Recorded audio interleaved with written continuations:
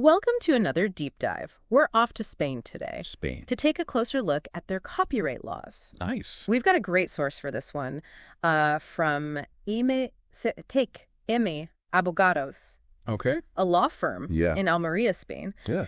And they really know their stuff when it comes to how creative and scientific works are Right. protected under Spanish law. Interesting. So whether you're a creator yourself or just love diving into the legal side of things, Yeah. this deep dive is for you. Awesome. I'm excited to learn more. Me too. So let's get right to it. What exactly is copyright?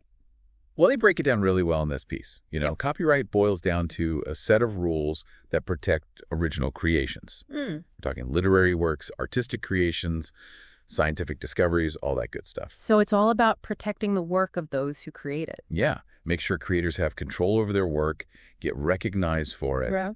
and even have the potential to, benefit financially from it. I see. So it's more than just someone stealing your work. It's about having control over how it's used. Exactly. Imagine you write a song, right? Okay. And someone just uses it in the commercial without even asking you. Oh, wow. Or worse, they change the lyrics and totally twist your meaning. Yikes. Yeah, that's a nightmare. Copyright's there to stop that, to give creators choices about what happens to their work. Makes sense. So we're talking about different types of works, literary, artistic, and scientific. Right. Can you break those down a bit further? Like what exactly would be considered a literary work in Spain? Think big. Novels? Poems? Sure. Of course. But also, even that passionate blog post you wrote last week. Interesting. Or that speech you gave at a conference. Oh, wow. It all counts. Really? So anything that uses the written word to express yourself, whether it's true or made up, is considered a literary work. Exactly. It's all about expressing yourself through writing. Wow, that's broader than I initially thought.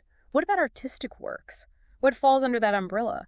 Get ready for a whole world of creativity. Okay. This source mentions everything from those classic paintings and sculptures to modern photography. Yeah. And even things like choreography, Oh, wow. musical compositions, plays, even mime.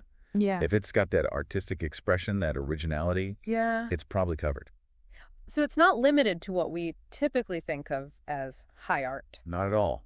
Copyright protects a much wider range of creative expression. This is fascinating. It recognizes the work, the skill, the unique spark that goes into making something new. I like that. And lastly, let's talk about scientific works. How does copyright apply to science? Well, think about it. You spend years on research, poring over data. Right. You write a groundbreaking paper on your findings. Yeah. Copyright is there to make sure you get credit, that your contribution and knowledge is recognized and shared properly. That's crucial for progress in any field, giving credit where it's due. Exactly. It encourages researchers to share their discoveries, knowing their work is protected. So we've covered what's protected, but what about the how? Good point. You mentioned moral rights and economic rights earlier. Yes, those are key. I always mix those up. Can you remind me the difference? Sure. Moral rights are all about acknowledging the creator, making sure their work is respected. Okay. Say someone takes your song, changes the lyrics, and pretends they wrote it. Oh, no. Moral rights protect you from that. I see. It's your right to be known as the author and to stop anyone from distorting or misrepresenting your work. So even if you're not losing money, it's about protecting the essence of your creation. Precisely. It's about respect and recognition. Okay. Economic rights, on the other hand, are more about the concrete benefits of your work, Okay. like being able to reproduce it, distribute it, display it publicly, Oh, I see. So if you write a bestseller, these rights ensure you get paid when it's published, sold in bookstores, even made into a film. So it's about controlling how your work is used commercially and profiting from it. Exactly. It lets creators benefit financially from their creative efforts. This is all really helpful. But does this protection last forever? That's a great question. It doesn't. Copyright protection exists for a limited time, Right. though the specifics vary from country to country. Right. In Spain, economic rights typically last for the author's lifetime, plus another 50 to 70 years after they die. That's a long time. But why have a limit at all? Why not protect it forever? That's a good question, and it gets to the heart of what copyright is trying to balance. Oh, okay. It's recognizing the creator's work, rewarding their effort, but also understanding that creative works eventually become part of our shared cultural heritage. So eventually it becomes less about individual ownership and more about a source of inspiration for everywhere. Exactly. It's a fascinating dynamic and a key part of the conversation around things like fair use, but we'll get into that later. Looking forward to it. So far, what's striking me is that copyright isn't just a bunch of strict rules. It's a system designed to encourage creativity, Right. to protect the heart of artistic and scientific endeavors, Yeah.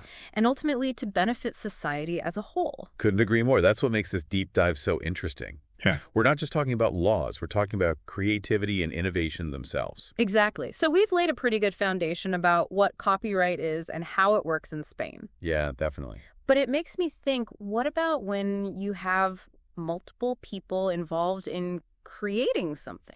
Collaborations. Yeah. The heart of creativity, right? Bringing different perspectives together. Exactly. How does copyright handle those situations? Well, the general rule is if a work is created jointly, the copyright is shared. Makes sense. Yeah. So if a band writes a song together, each member has a part of the copyright. Yep. Like co-owning a house. You know, Right. Everyone has a say in what happens to it, how it's used. Okay, that makes sense for a band. But what about something like a film? You've got writers, directors, actors, composers. There's so many moving parts. How do they figure out the copyright in that kind of situation? It gets more complex for sure. Yeah. Often in those cases, individual creators might assign their copyright to the production company, usually in exchange for payment, you know? So they get paid for it. Yeah, and it makes things smoother for decision-making and distribution. So the production company basically becomes the main copyright holder for the film. Yeah, in a lot of cases, it streamlines the legal side of things for a big project like that. Gotcha. That makes a lot of sense. Now, we've been talking a lot about rights. Right. And it makes me wonder, are there ever times when someone can use copyrighted material without actually getting permission? That's where things get interesting. It's not always so black and white. Okay. There are some exceptions to copyright called fair use provisions. Oh, right. Fair use. Yeah. It's all about recognizing that there needs to be some flexibility. I've heard of it, but to be honest, I'm a little fuzzy on what exactly it means. Basically, fair use allows limited use of copyrighted material without needing to get direct permission.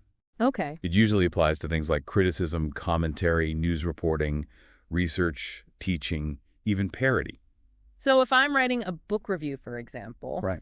I could quote a few lines without infringing on the author's copyright. Generally, yes. Yeah. The key is that your use has to be transformative. Okay. You're adding your own analysis, your own perspective, I see. not just copying huge chunks of the work. Okay, that makes sense. What about all those YouTube videos that use, like, popular music in the background? Yeah, that's a tricky one. Yeah. And a big topic of debate. Even using a short clip of copyrighted music without permission can be risky. There are specific licensing agreements and royalty-free music options that YouTubers can use to make sure they're doing things legally. So it's always best to err on the side of caution if you're not sure about something. Definitely. Fair use is a complex area, but if you're ever in doubt, get legal advice or make sure you have the right licensing to avoid any problems. Good advice. It sounds like our friends at MCHM Abogados would be the perfect people to help with that. Absolutely. They have a whole team of lawyers specializing in intellectual property rights. They seem really dedicated to making legal services clear and accessible. Yeah, they offer flexible hours and even have an emergency contact number. Wow, that's going above and beyond. Yeah, it's good to know that even in the creative world, you can get expert help when you need it. Absolutely. Before we move on, let's just take a minute to think about what we've learned about collaborations and fair use. Yeah, good idea. It's a lot to unpack, but it's all so important. What stands out to you about these nuances? It really highlights how copyright tries to balance individual expression and collective creation. Right. It protects those who put their heart into their work, Yeah. while also acknowledging that creativity flourishes through collaboration and inspiration. It's fascinating how it all comes together.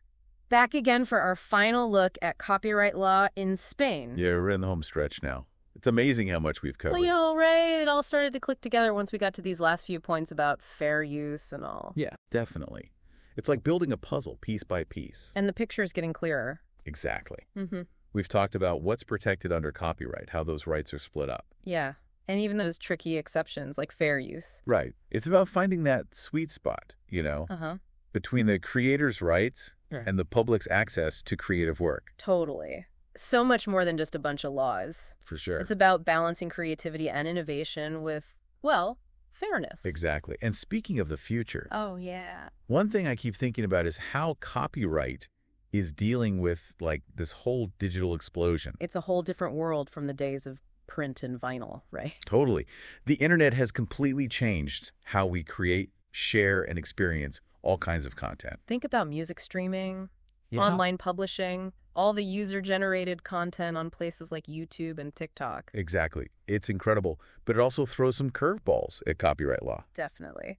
How do you protect creators in a world where things can be shared and remixed so easily? Right. And how do we make sure that creative works are still accessible, affordable in this digital age? Yeah, it feels like a constant balancing act. It is, trying to support creativity Yeah. while also keeping up with this fast-paced, connected world. And that's where firms like MCHM Abogados come in, right? Absolutely. They help people and businesses navigate these tricky waters, making sure everyone understands their rights and responsibilities. It's a good reminder that even in this, like, borderless online world, we still need clear rules. Yeah, for sure. Structure and stability are important. They protect both creators and consumers. Absolutely. Well, as we wrap up our deep dive into Spanish copyright law, It's been a great one. I'm wondering if you have a final thought to leave our listeners with. I do. The next time you come across something creative, whether Yeah. it's a song, Yeah. a book, a painting, even a scientific study, think about the copyright behind it. It's easy to forget, especially online, that there's a whole set of considerations behind every creative work. Absolutely. Who owns the rights? Yeah. How are those rights being used? And what does that mean for access, innovation, and the future of creativity itself? Those are some great questions to ponder as we navigate this ever-evolving world of art, science, and, well, law. Couldn't agree more. Thank you for joining us on this deep dive. We hope you've gained a new understanding of this complex and fascinating topic. It's been a pleasure. Until next time, keep exploring, keep those questions coming, and keep the learning going.